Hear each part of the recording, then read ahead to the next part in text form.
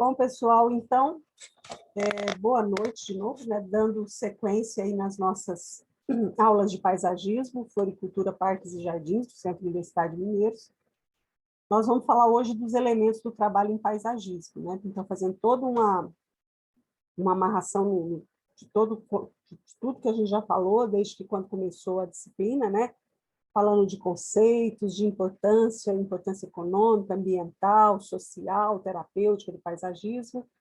Depois nós falamos de histórico, né, toda a parte histórica, e daí a gente já veio para a questão dos estilos de jardins. Depois falamos de plantas ornamentais, da classificação dessas plantas, e hoje a gente traz, então, a abordagem dos elementos que são trabalhados do paisagismo. Mas antes, vamos só fazer uma recapitulação dos estilos, né? Então, diante de tudo que foi apresentado até agora, a gente observa, né, que alguns autores classificam os jardins, né, classificam os estilos de jardim como clássicos. O clássico é aquele jardim, né, lá do século XVI, século XVII, né, da Itália, século XVIII, desculpa, né, XVII, XVIII, da Itália, da França, né, os jardins de Versalhes, né, o jardim simétrico, topiado, né, com formas geométricas, com simetria, né, com toda aquela suntuosidade, né, acompanhando os castelos aí dessa idade, né, dessa época, desse tempo. Depois a gente tem o estilo de jardim japonês, né, que tem toda a questão simbólica, né, a questão espiritualista envolvendo a questão das espécies, da arquitetura, dos elementos naturais, né? Daí a gente falou do jardim tropical, que aí vem à tona a obra do renomado paisagista Burle Marx, né, Roberto Burle Marx, que traz o ar do tropical, né, a valorização das espécies nativas do Brasil. Daí a gente falou também do jardim desértico, ou árido, né, que hoje é uma tendência, não é a tendência, né, está em alta, né, o jardim com a utilização de espécies cactáceas e suculentas, né, que são esculturas vivas, né, jardim de fácil manutenção. E o jardim contemporâneo, né, que é esse jardim minimalista, atual, com poucas espécies, com facilidade de manutenção também, com a utilização de espécies chaves, né, aquelas espécies que são espécies esculturais, como as palmeiras, né, por exemplo, as nolinas, enfim, uma série de espécies importantes. Eu vou passando aqui agora alguns estilos e vocês vão anotando aí, depois a gente faz a devolutiva, né? Então, qual é o estilo do jardim que eu vou apresentar? Clássico, japonês, tropical, desértico ou contemporâneo, né? Então, esse primeiro jardim, né? Então, qual que é o estilo dele? Clássico, tropical, contemporâneo, desértico ou japonês? Esse aqui. Japonês. Isso, vai anotando aí, né? Japonês. Desértico. Esse aí é lá em casa. Então, olha só, a questão da topiaria, né? Olha, interessantíssimo, né? Chinês. Olha, quais são essas espécies, né? A utilização das próprias espécies já conta aí qual que é o estilo. Será um jardim clássico, tropical, desértico, japonês? Né? Bom, pessoal, vocês podem observar que em todos os jardins, né, nós temos os elementos arquitetônicos também, né? Aqui a gente tem uma fonte, né? Ali atrás os caminhos, né? Então sempre tem a questão da arquitetura, né? Porque a gente tem um muro, a própria casa, né? Então que estilo é esse, né? Contemporâneo, clássico, japonês, né? Então vocês veem aqui os espelhos d'água, né? Os canteiros, os caminhos. E os jardins cada vez menores também, né? cada cantinho na casa, no jardim, no quintal, ele deve ser aproveitado, né? Então, aqui a gente tem um muro, né? E aí todo esse canteiro aqui, né? Com a utilização de cactáceas e suculentas, né? Olha só, um jardim utilizando uma espécie praticamente, né?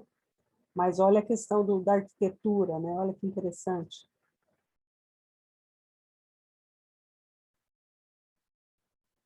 Uma espécie que está muito em alta, né? Que são as sanseviérias, né? As espadas de São Jorge, muito fáceis de cultivar. Aqui um bambu de jardim. Isso aqui chama fogo de chão, tá, gente? É uma estrutura para pôr fogo mesmo, para fazer fogueira. Um redário. Né? Então, aqui um pergolado, com espaço para leitura, para descanso. Muito bem, né? Então, eu trouxe aqui alguns jardins, né? Que depois a gente vai estar aí classificando. Eu tenho certeza que vocês acertaram todas. E agora nós vamos falar, então, né, desses elementos que compõem os jardins, né? Os elementos naturais e os elementos arquitetônicos, né? Que são aqueles construídos, né? Então, aqui, só para exemplificar, a gente tem as plantas, né? E aqui um pergolado, né? Obviamente, a gente tem os caminhos, né? Aqui o piso, né? Os muros, e assim vai. Então, dentro dos elementos naturais, opa, desculpa, a gente já falou, né, das plantas. Então, a gente tem as árvores, os arbustos, as herbáceas, as forrações, diferente dos gramados, né? A forração são plantas que crescem como as gramas, forrando o chão, mas não são gramas, né? Então, aí a gente tem as palmeiras, as trepadeiras, os gramados, os cactos e suculentas, as cercas vivas, né? Diversas espécies que compõem essas cercas vivas, ou também chamadas de sebes, as flores, que podem ser flores anuais, perenes ou flores de corte, plantas de sombra, plantas aquáticas, plantas tóxicas, né, que a gente tem que ter muito cuidado. Por exemplo, num jardim de uma escola, né, escola infantil, você não vai colocar planta tóxica. Em praças públicas, onde tem playgrounds, né, play para as crianças brincarem, você não pode usar plantas tóxicas. Plantas epífitas, plantas parasitas, né? Então, a gente tem aí uma série, uma diversidade, né, de plantas. E a gente tem também alguns termos utilizados na associação de plantas, né? A gente tem os maciços, as bordaduras, os tufos, né? Bordaduras é aquelas espécies que eu uso para delimitar um canteiro, né? Os maciços é quando eu planto uma mesma espécie juntas, né? Os tufos é quando são plantas de maior porte, né? Formando maciços. Os alegretes são os tufos, né? Porém com espécies floríferas, né? As cercas vivas, as alamedas, né? Quando eu planto árvores de um lado e outro da estrada, né? As corbélias, quando eu utilizo espécie para escrever ou desenhar, né? Em algum espaço público, ou, enfim, em um jardim maior. Eu vou mostrar aqui o desenho de corbélia para vocês verem, né? Indo ali em Goiânia, indo para o shopping Flamboyant, existe um relógio, né, de flores, né? Aquilo é um exemplo de uma corbélia, né? E além das plantas, né, que são os principais elementos naturais utilizados nos jardins, a gente tem também a água, né, utilizada como elemento decorativo, né, em lagos, represas, piscinas, cachoeiras, bicas d'água, fontes, espelhos. A gente utiliza pedras e a gente também utiliza troncos e raízes, né, como elementos no paisagismo. Muito bem. Então, pessoal, aqui é só uma figura, né?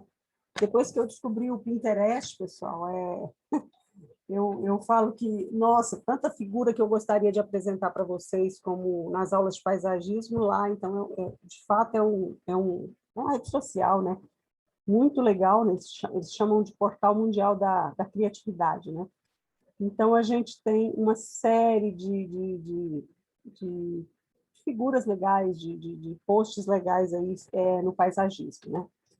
Então, aqui só exemplificando, né, as árvores, os arbustos, as palmeiras, as trepadeiras, né? Isso aqui é um livro que tem na biblioteca, eu até xeroquei aqui, que é composição, elementos do trabalho em paisagismo e composição paisagística, tá? Então, aqui a gente tem os maciços, os tufos, os alegretes, as corbélias, né, como eu falei, né, que o pessoal utiliza plantas, né, normalmente são espécies que são que se faz topiaria, né, que aceita poda. A gente tem as cercas vivas, a gente tem as bordaduras, né, a cerca viva ela pode ser topiada, né, que a gente faz de processada ou natural, onde a planta cresce à vontade. Muito bem, então agora a gente vai falar dos elementos arquitetônicos, que são aqueles elementos construídos, né? Aí a gente tem os caminhos, né, que serve para a circulação no jardim, que pode ter diferentes revestimentos, né, feitos de diferentes materiais, pontes, piscinas, fontes, espelhos d'água, pergolados, treliças, gazebos, quiosques, decks, estufas, mirantes, bancos, cadeiras, churrasqueiras, quadras, playground, muros, muretas, cercas, alambrados, greenhouse, ofurô, iluminação, vasos, floreiras, esculturas, obras de arte, arcos, belvederes e outros, né? A gente tem os spas, né? As hidrospas, né? As mini piscinas, enfim. Então, falando um pouquinho dos caminhos, né? Eles podem ser feitos de vários elementos, como eu disse, desde pedras a concreto, a bolachas de madeira, enfim, isso aqui a gente normalmente chama de pisadas, né? Que acaba que é um caminho pequenininho, esse que você vê que é um corredor, né? Um cantinho ou até um jardim de inverno, né? Aqui a gente tem um caramanchão, né? Que é uma estrutura para trepadeira, diferente do pergolado, que é menorzinho, né? O caramanchão tem essa estrutura mais robusta. Muito bem, né? Então, pessoal, esses elementos, né? Do trabalho no paisagismo, quando a gente junta o elemento vegetal com o elemento construído, né, nós vamos trabalhar esses elementos com fins para fazer a composição, tá? Apesar que a gente vai tratar da composição mais especificamente na aula que vem, hoje nós vamos fazer uma pequena introdução, né? E esses elementos, tanto construídos quanto os elementos naturais, eles nos passam dependendo da forma que ele é utilizado, né, na paisagem, eles nos passam sensações, né? Eles nos auxiliam na hora da gente criar um jardim. Então, quando a gente está falando de projetar, de paisagem, né? A gente sempre tem na natureza, ou, enfim, né, nas formas, a gente tem a linha, que quando eu fecho a linha eu tenho a forma, e todos esses elementos eles têm uma textura, seja uma textura mais fina ou uma textura mais grossa, e eles têm cor, né? Então, tanto os elementos naturais quanto os elementos construídos, né? Muito bem. A linha, então, todo mundo sabe o que é uma linha, né? Aqui eu tenho uma linha, né? Uma linha, tá? Então, a linha é um traço contínuo com uma só dimensão, né? Então, pode ser reta, pode ser curva, pode ser mista. E essa linha está onde na paisagem, né? Ela está no contorno das serras e das montanhas, ela está na superfície de um lago, ela está no tronco das palmeiras, né? Etc. Diferentes tipos de linhas oferecem impressões diversas, que podem ser exploradas com a finalidade de conferir significado ao jardim. Por exemplo, né, a linha horizontal, ela traz para nós, né, na paisagem, né, quando eu tenho a linha do horizonte, né, eu sento numa cadeira, né, na varanda de casa, e eu olho aquele gramado, né, longo, né, ou então eu vejo o mar, né, se eu estiver na praia, aquela sensação de calma, né, ou uma represa, um curso d'água, a própria piscina, né? Então, o horizonte, ele traz para nós essa questão da calma, do descanso, do repouso, né? Então, por isso, quando eu tenho a possibilidade, né, de trabalhar, por exemplo, paisagismo rural, né, eu não posso encher de plantas, né, na frente, tomando, né, essa linha do horizonte. Então, o que vai me fazer eu ter calma, descansar, né, na rede, numa cadeira de descanso, é essa coisa da linha do horizonte. Já o vertical, né, a linha vertical, ela traz grandiosidade, ascensão, estabilidade, força, né? Eu mostrei para vocês agora há pouco aquelas palmeiras imperiais do Jardim Botânico do Rio, né, que seria uma alameda imponente, né? Eu até achava que lá era a entrada do Jardim Botânico, né? Na verdade, não é, né? Pode até ter sido um dia, né? Então, as igrejas, né, normalmente, a gente utiliza palmeiras grandes, né, ou ciprestes, né? Então, você pode ver que as torres das igrejas, né, enfim, das igrejas mesmo, elas são altas, né, porque isso eleva, né, aos céus, né, é suntuoso, né? Já a linha curva, né, ela tem essa coisa da graça, do movimento, do dinamismo, né? E na natureza tudo é curvo, né? A gente tem linhas retas, né? Mas a vida, né? Ela é curva, né? Ela é cheia de curvas. E então, no planejamento, né, dos jardins, do planejamento paisagístico, o estudo das linhas, ele serve para fazer também a divisão dos espaços, né? Então, além de conferir essas sensações, as linhas também vão separar os espaços, né? De acordo com a função de cada ambiente que se deseja introduzir no jardim. Como, por exemplo, se eu tenho uma casa, né, construída num terreno, eu tenho que separar. Aqui é o espaço para entrar o carro, aqui é o espaço que eu vou construir a piscina, aqui é o espaço da área de serviço, aqui é o espaço que eu quero construir uma pequena horta ou um pequeno pomar, e assim vai, né?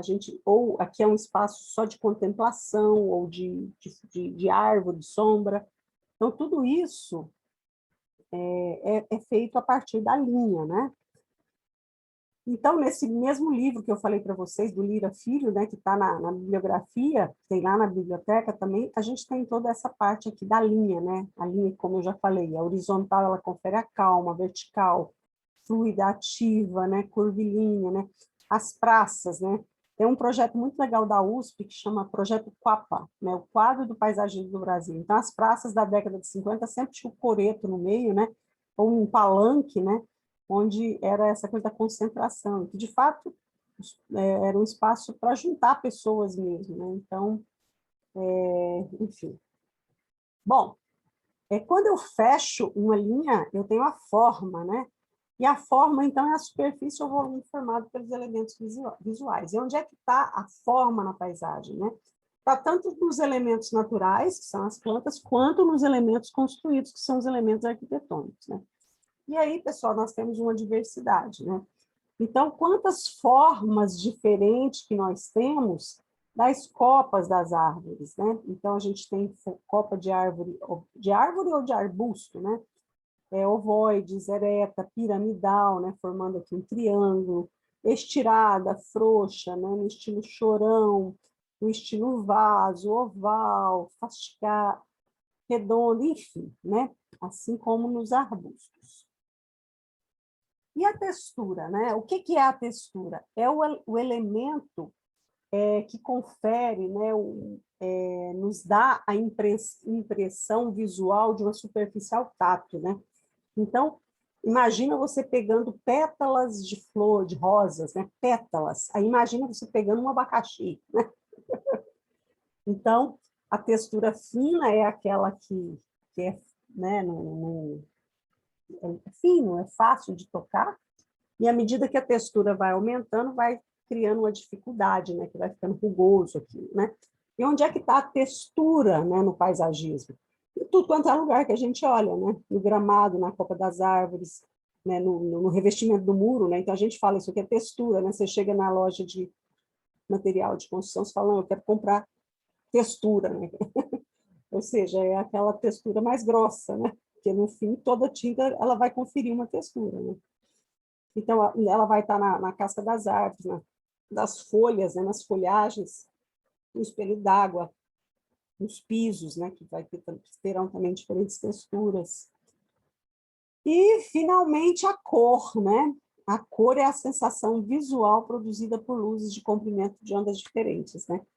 E essas cores também, elas vão, assim como as linhas e formas, elas vão conferir também sensações diferentes, né, sobre as pessoas, né? Imagina uma sala toda pintada de vermelho, né? Fosse uma boate, né, gente, para autorar, né? Laranja, amarelo, né, como o amarelo tem um estilo mental, né? Aguça o raciocínio, a questão do verde, do azul, do violeta, enfim, do branco. Então, as cores, né, elas têm essa questão de trazer para nós também sensações. E esse disco de cores é muito interessante também no paisagismo, porque a gente tem, né, as cores quentes, as cores frias. A gente sabe, por exemplo, né, que o pessoal de marketing, propaganda, utiliza muito, né, essa questão da cor, essa coisa do sentimento, né? Você nunca vai entrar numa churrascaria ou numa lanchonete que vai estar aqui tudo azulzinho, né? Porque o azul é frio, né? Não, vai estar laranja, vermelho, né? Essa coisa que aguça, né? O quente. Muito bem, então a gente pode se dar, né? Se você for trabalhar com paisagismo, é recomendado que a gente até faça um estudo mais aprofundado desse disco de cores, né? Como, por exemplo, aqui, ó, é interessante sempre você usar cores análogas, aqui, contrastes, né, aqui que é muito desejável, né? Por exemplo, você colocar flores que florescem na mesma época de plantas, né, que florescem com flores amarelas e roxas, né? Porque o contraste é muito interessante, assim como o vermelho, né? O vermelho, sempre a florada vermelha, ela é muito impactante, né? Porque tem o verde, né? Assim como você pode pensar em jardins monocromáticos, né, que tenha flores só nessa paleta aqui, né, nessa escala aqui do vermelho até o amarelo, e assim vai, né? Então, a questão das cores é muito importante mesmo. Bom, pessoal, então a gente falou o seguinte, né, que a gente tem a linha, né, a forma, né, quando eu fecho a linha, a textura, as cores, e aí eu tenho a paisagem, né? Então, a evolução dos elementos que compõem a paisagem, né, são esses que nós tratamos aqui nessa aula, né? E aí, então, o que eu espero, né, é ter um espaço, é ter um jardim que vá atender as minhas necessidades, né? Pensando nos elementos maiores, né, que são as árvores, as palmeiras, os elementos menores, até as forrações, né? E, obviamente, se trabalhando com os elementos arquitetônicos. Ok? Então, era isso. A gente agora vai